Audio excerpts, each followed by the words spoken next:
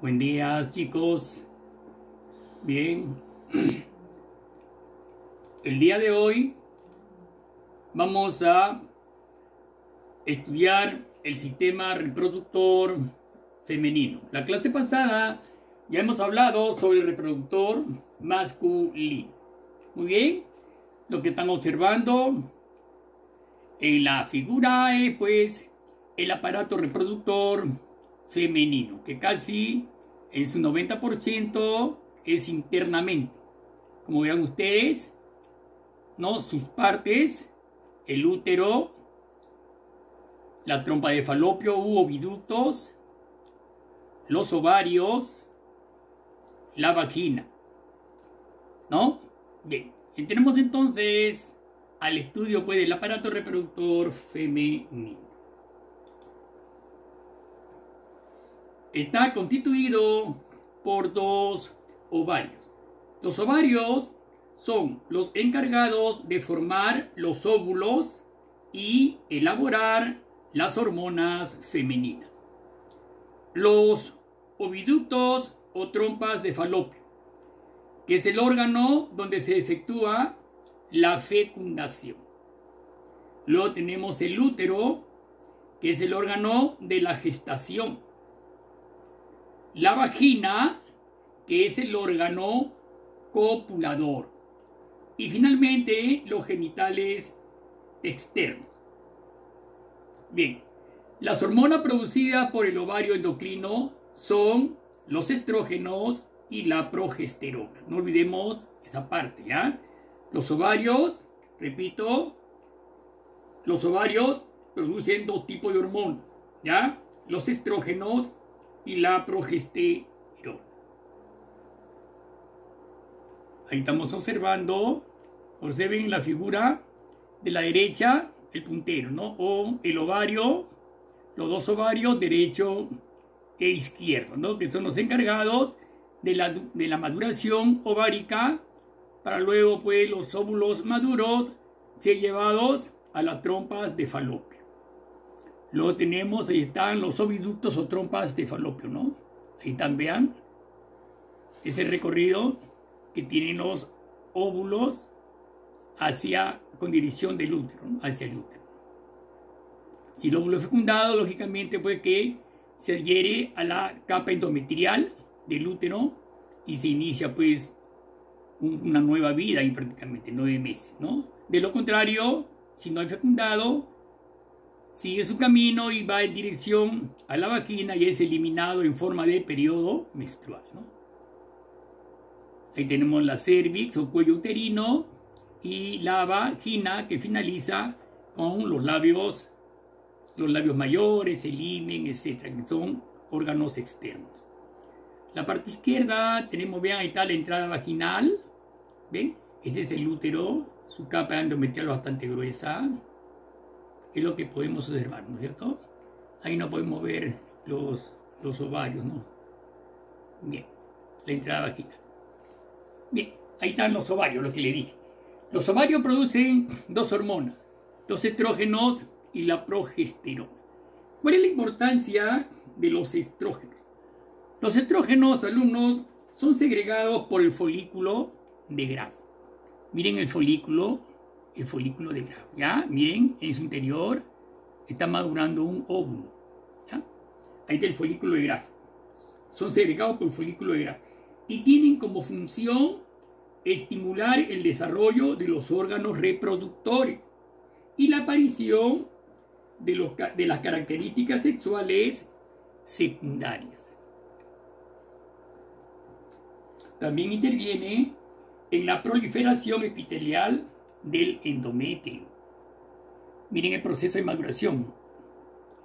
Ahora, la progesterona es producida por el cuerpo amarillo del ovario, que aparece en el lugar donde se ha desprendido el óvulo maduro. ¿Ven? Como al desprenderse el óvulo maduro, vean, va a formar la segunda fase, el cuerpo amarillo. Entonces, la progesterona es producida pues por este cuerpo amarillo del ovario, ¿ya?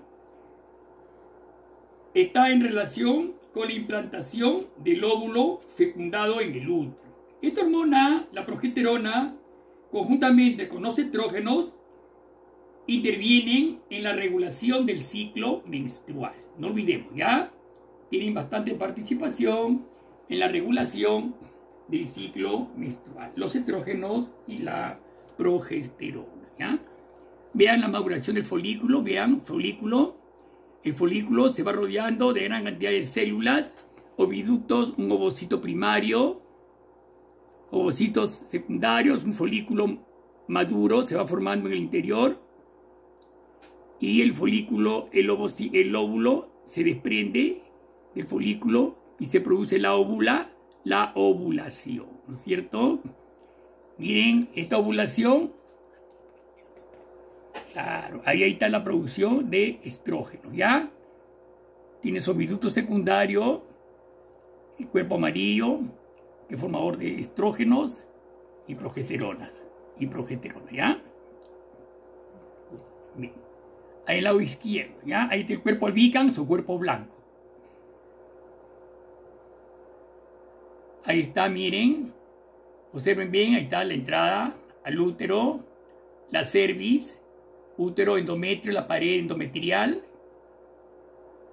¿No? Tenemos toda la parte hueca del útero. Ahí vamos a ver el oviducto o trompa de falopio, cómo lanza un óvulo maduro.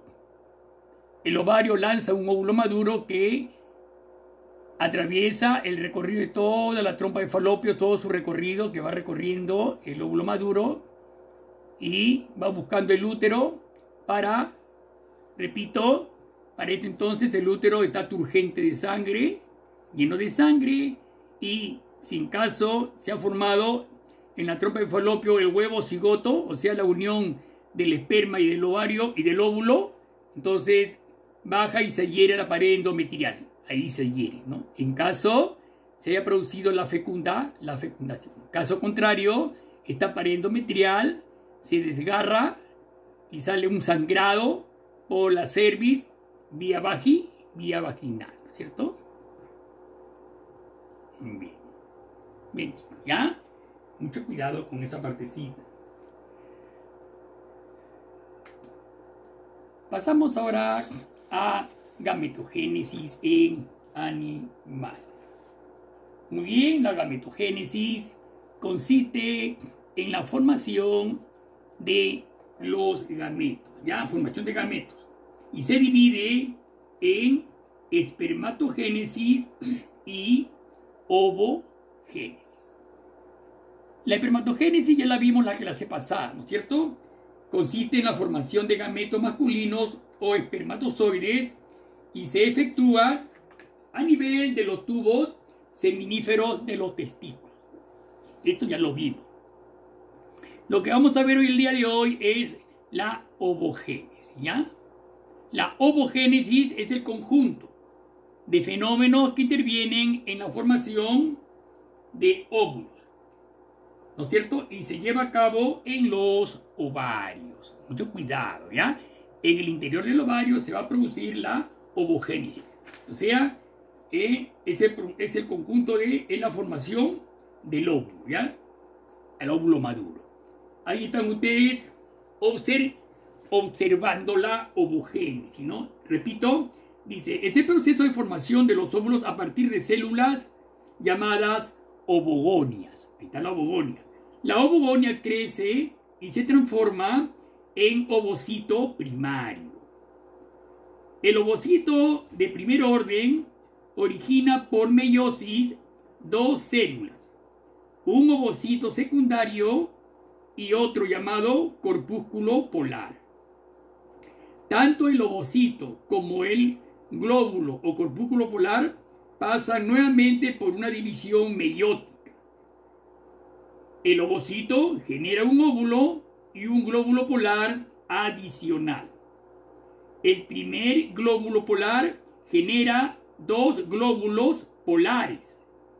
Al final del proceso se produce un solo óvulo y los tres glóbulos polares se degeneran.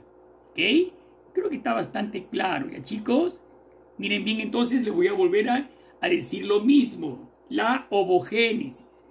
es la formación de los óvulos a partir de células llamadas ovogonias. De ahí partimos. La ovogonia va a crecer y se va a transformar en ovocito primario. El ovocito de primer orden origina por meiosis dos células. Un ovocito secundario y otro llamado corpúsculo polar. Tanto el ovocito como el glóbulo polar pasan nuevamente por una división meiótica. El ovocito genera un óvulo y un glóbulo polar adicional. El primer glóbulo polar genera dos glóbulos polares. Al final del proceso se produce un solo óvulo y los tres glóbulos polares degeneran. ¿Está claro, alumnos? Muy bien, ¿ya? No olvidemos esta parte que es muy interesante en la ovogénesis, ¿ya? Mucho cuidado. Bien. Bien.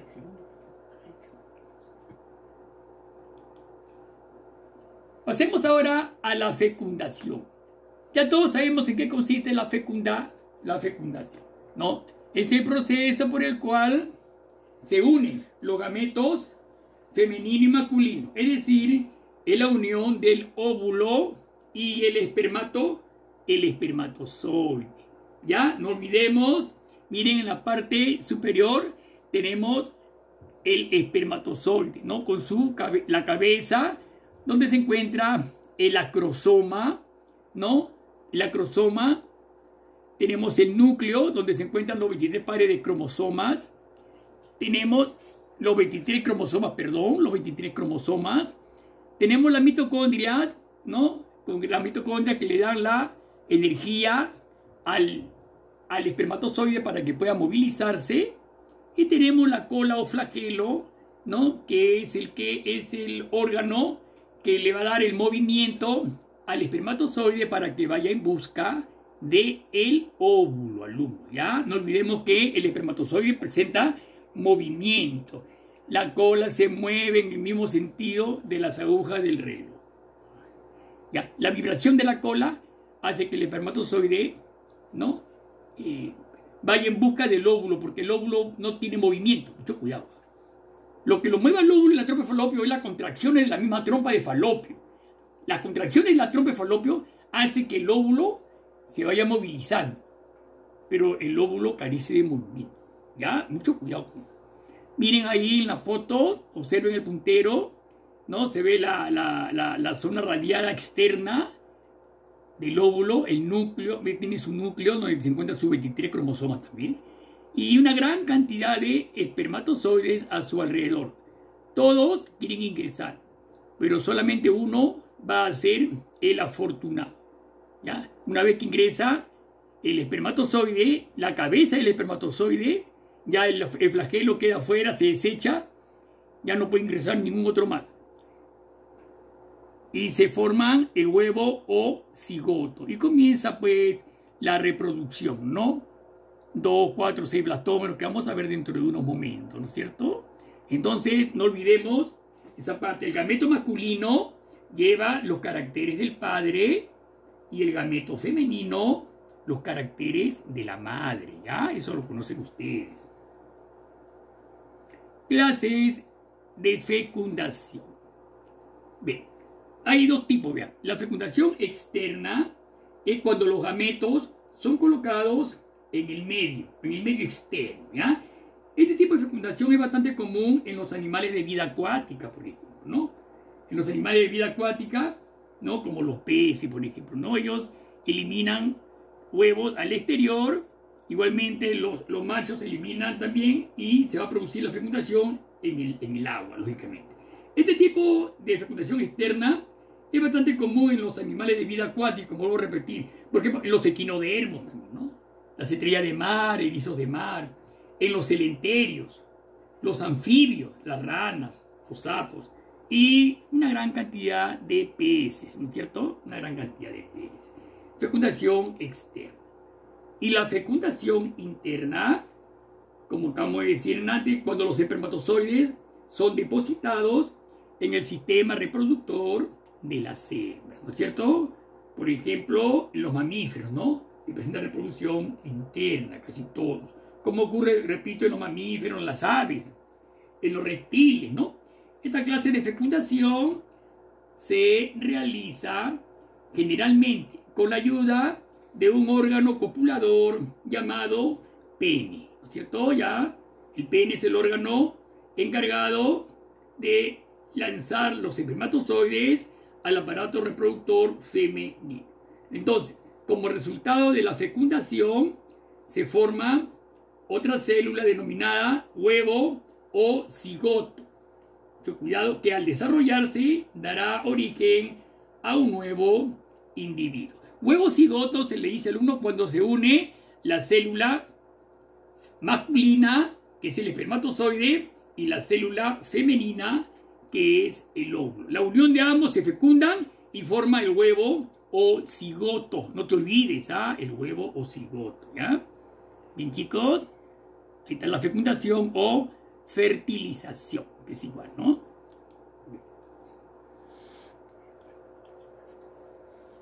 Desarrollo del huevo o cigoto. Esto es muy interesante. Vamos a ver cómo se desarrolla el huevo o cigoto. Formación de la blástula, por ejemplo, ¿no es cierto? Bien. Al producirse la fecundación y por consiguiente la formación del huevo cigoto, se inician al uno una serie de procesos que dan como resultado un individuo semejante a sus progenitores. Este desarrollo depende del tipo de óvulo, aunque se puede resumir a la formación de la blástula, gástrula y diferenciación. Vamos a ver los tres tipos de desarrollo. Formación de la blástula, ¿ya? Cuando hay 64 células, ya se le llama blástula. Mucho cuidado, porque si iniciamos primero con la primera, primero se forman, del huevo cigoto se divide en dos células que se llaman blastómeros, ¿ya? Dos blastómeros, 2, 4, 8, 16, 32, 64 blastómeros. Veamos eso, ¿ya? El huevo cigoto se divide por mitosis en dos células denominadas blastómeros. Mucho cuidado, ¿ya? Cada uno de los cuales se vuelve a dividir en dos, resultando en total 4. Una tercera división ya dan 8 células. Y así sucesivamente se dividen en 16, 32, 64, etcétera, etcétera.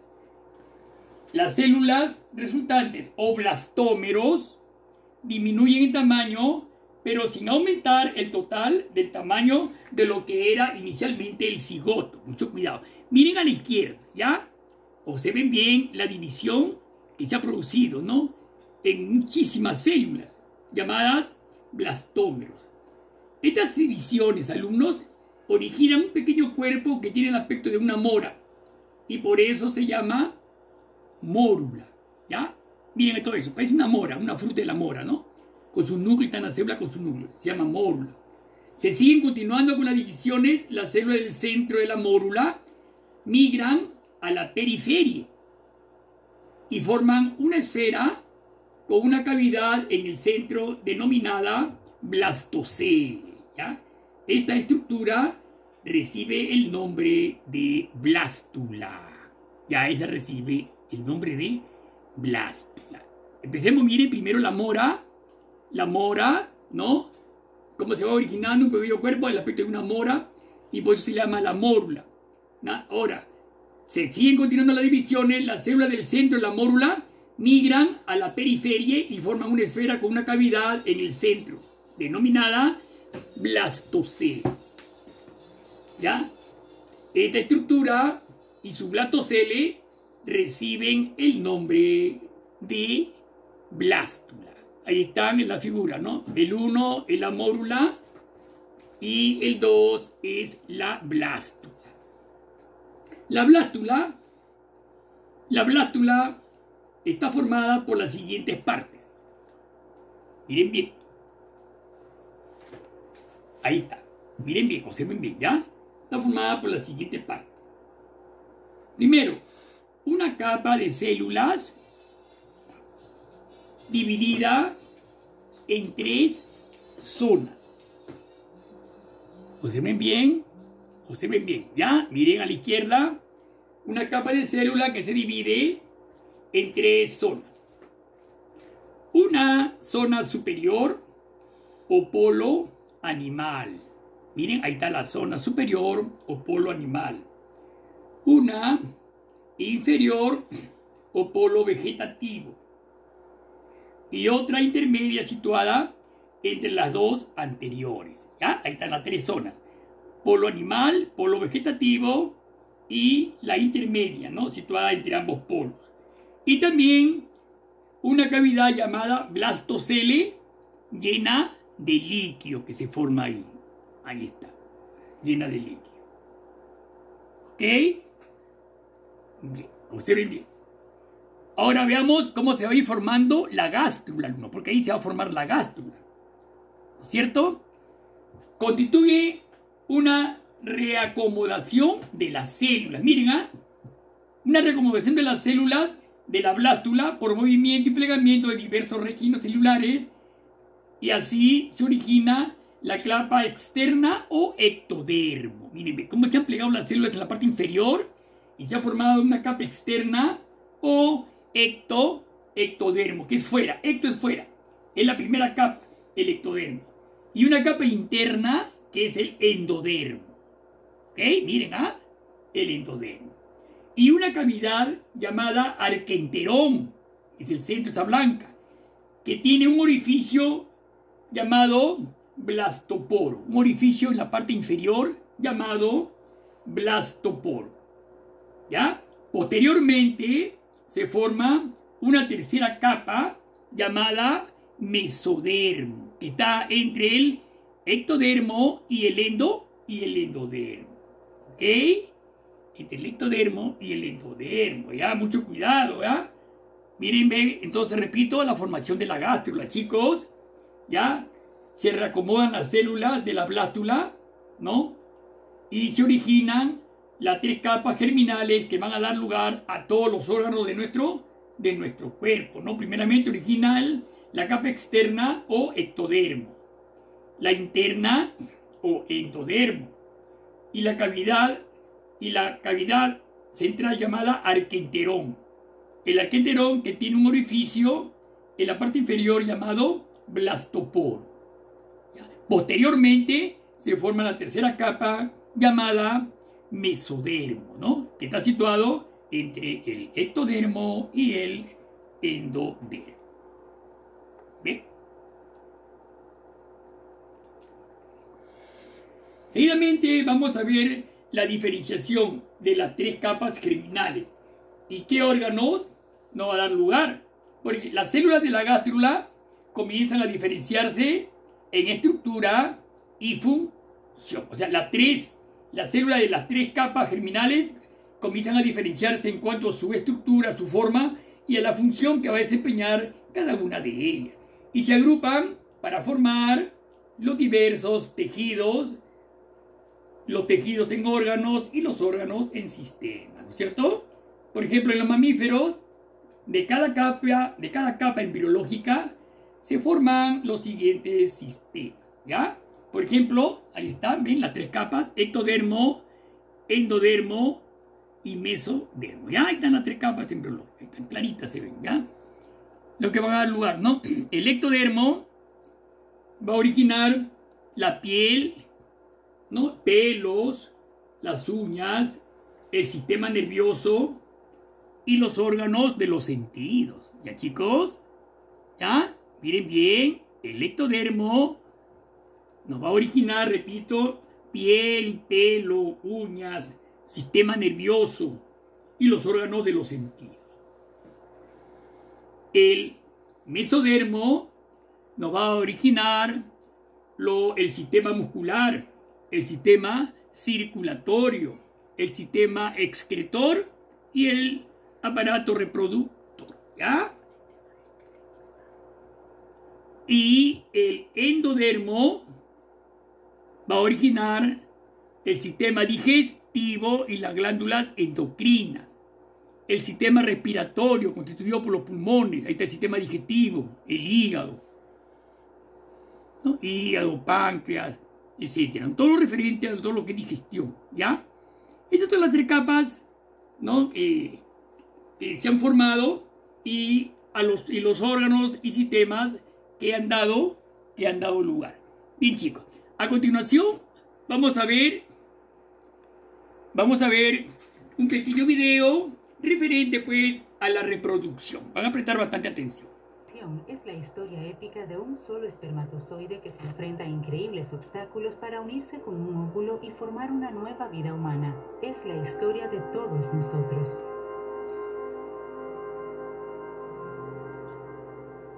Durante la relación sexual, unos 300 millones de espermatozoides entran en la vagina.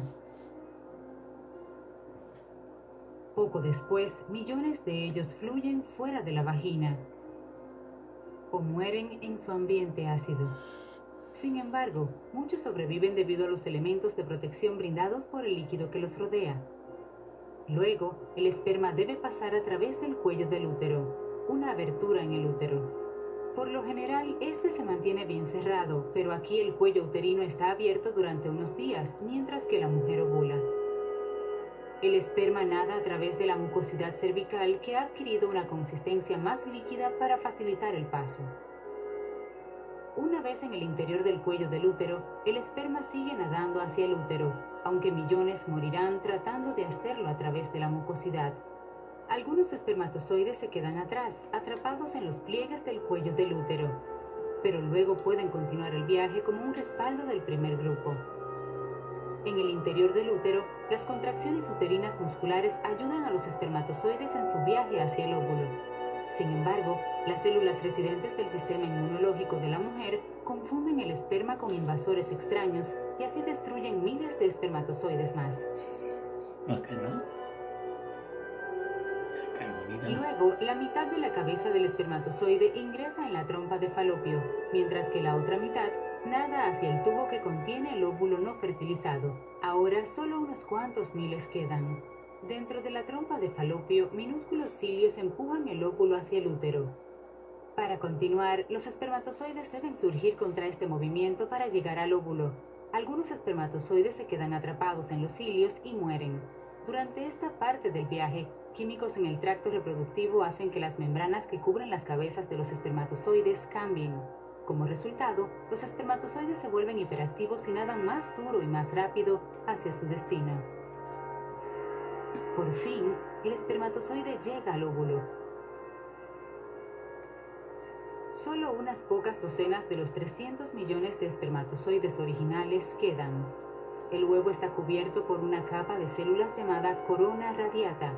El esperma debe empujar a través de esta capa para llegar a la capa exterior del óvulo, la zona pelúcida.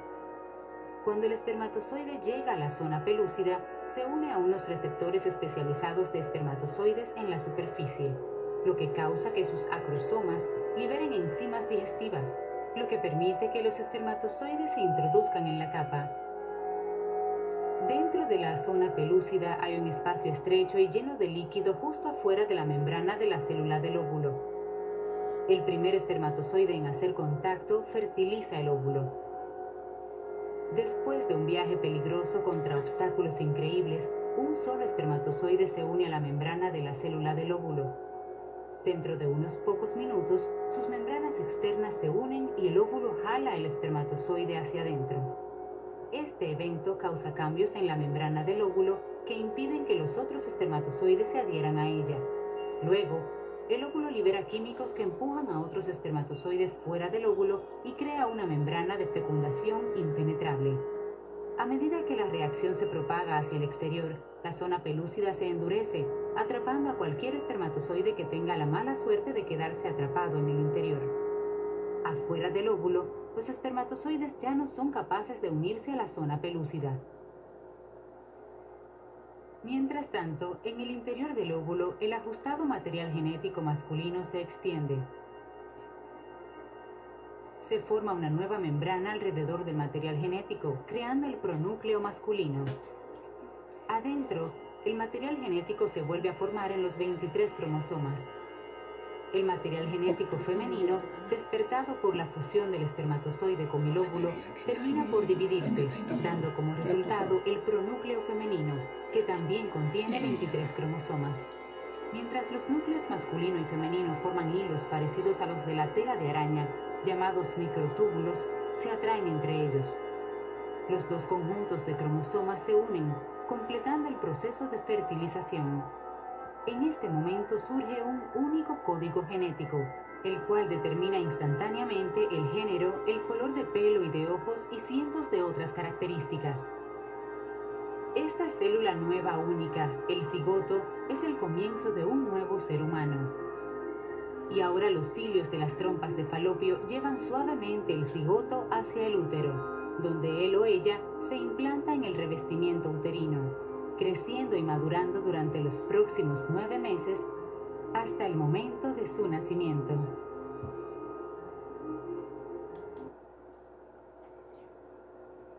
Bien, chicos, no olvidar la tarea que se le deja en la plataforma. Bien, nos estamos viendo. Hasta luego, nos vemos.